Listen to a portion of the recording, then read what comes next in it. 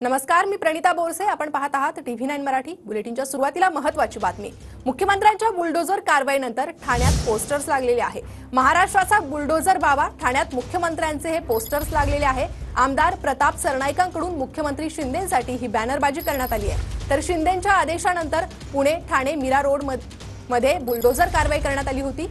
पुण्यातील ड्रग्ज प्रकरणानंतर ही बुलडोझर कारवाई करण्यात येत आहे आणि त्याचमुळे हे पोस्टर लावण्यात आले. अधिक अपडेट आपण घेणार आहोत आपले प्रतिनिधी गणेश थोरात यांच्याकडून. गणेश,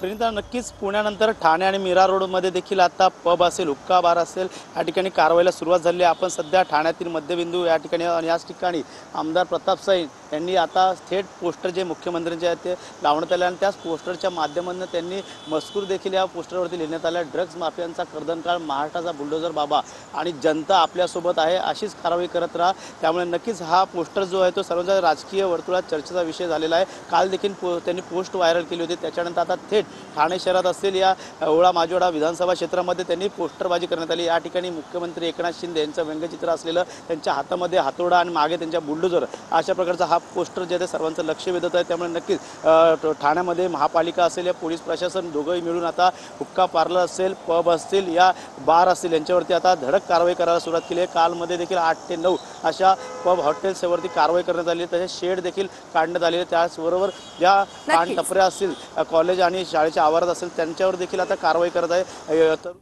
नक्कीच धन्यवाद या सविस्तर माहितीसाठी.